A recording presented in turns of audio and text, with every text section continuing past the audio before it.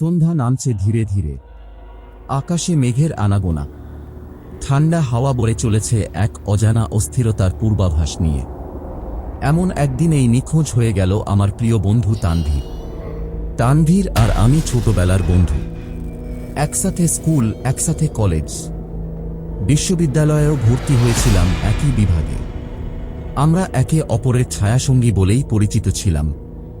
কিন্তু সেদিন হঠাৎ করেই সে নিখোঁজ হয়ে যায়, কোনো পূর্বাভাস ছাড়াই। সকালবেলা ক্যাম্পাসে ওর সাথে আমার দেখা হয়েছিল। স্বাভাবিকভাবেই কথা বলেছিলাম, কিন্তু সেদিন ওর চোখে এক অদ্ভুত ভয় কাজ করছিল। আমি জিজ্ঞেস করেছিলাম, তুই ঠিক আছিস তো? ও একটু চুপ করে থেকে বলেছিল, কিছুদিন ধরে একটা অদ্ভুত স্বপ্ন দেখছি। বারবার কবরস্থানের ধারে একটা লোক ডাকছে আমাকে। আমি ঘুম ভেঙে ঘেমে উঠি। আমি হেসে বলেছিলাম, স্বপ্ন তো স্বপ্নই, গুরুত্ব দিয়ে নেবার কিছু নেই। সে শুধু মাথা নেড়ে চলে গিয়েছিল। সেটাই ছিল আমার সাথে ওর শেষ দেখা। তানভীর নিখোঁজ হবার 3 দিন পেরিয়ে গেছে। পুলিশে রিপোর্ট করা হয়েছে, সোশ্যাল মিডিয়াতে পোস্ট হয়েছে, পরিবার পাগল প্রায় হয়ে গেছে, কিন্তু কোনো খোঁজ মেলেনি। চতুর্থ দিন সন্ধ্যায় আমি বসেছিলাম আমার ঘরে একা। হঠাৎ ফোনটা বেজে উঠল। স্ক্রিনে ভেসে উঠল তানভীর। আমার বুকের ধড়ফড় বেড়ে গেল, হাত কাঁপতে লাগল। কল রিসিভ করলাম। হ্যালো তানভীর।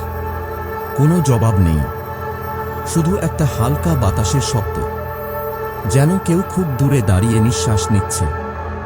আমি আবার বললাম, তানভীর, তুই কোথায় আছিস? সবাই তোকে খুঁজছে। হঠাৎ খুব আস্তে কেউ বলল, এসো, আমাকে নিয়ে যাও। শব্দটা এতই ক্ষীণ, মনে হলো যেন ফিসফিস করা হচ্ছে কান ঘেঁষে। আমি হতভম্ব হয়ে ফোনটা দেখলাম, লোকেশন ট্র্যাকিং চালু ছিল। লোকেশন দেখাচ্ছিল পুরানো কবরস্থান, শহরের প্রান্তে। রাতে একা যাওয়া ঠিক হবে না ভেবে আমি আমার 2 বন্ধুকে নিয়ে রওনা হলাম। রাত তখন প্রায় 10টা। চারপাশে নীরবতা, মাঝে মাঝে কুকুরের ডাক।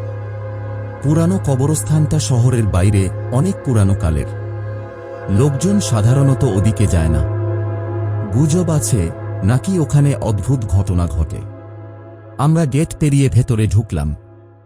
চারপাশে শুধু কুয়াশা আর পুরানো, ধ্বংসপ্রায় কবর। হঠাৎ আমার ফোন আবার বেজে উঠল। আবার সেই নাম, তানভীর।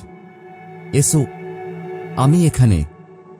এবার শব্দটা একটু স্পষ্ট, গলা যেন কাঁপছে ঠান্ডায় বা ভয়ে। আমি বলতে চাইলাম কিছু, কিন্তু গলা শুকিয়ে গেছে। হঠাৎ পাশেই একটা কবরের পেছনে আলো জ্বলল, মোবাইল ফোনের আলো।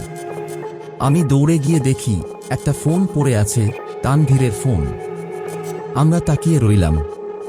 তখনই ফোনে আবার একটা কল আসলো, আনকনাউন।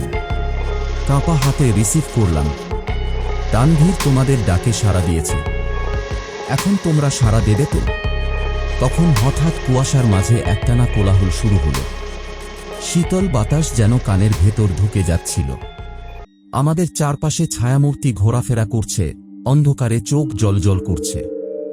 আমার এক বন্ধু চিৎকার দিয়ে দৌড় দিল, আরেকজন জমে গেছে ভয়ে। আমি কেবল কবরটার দিকে তাকিয়েছিলাম। তানভীরের ফোনটা হাতে নিয়ে হঠাৎ দেখি স্ক্রিনে একটা ভিডিও চালু হয়ে গেছে। ভিডিওতে তানভীর বলছে, আমাকে বাঁচাও, আমি এখানে আটকে গেছি, তারা আমাকে যেতে দিচ্ছে না। আমি কেবল কবর খুঁড়েছিলাম, আর তারা জেগে উঠল।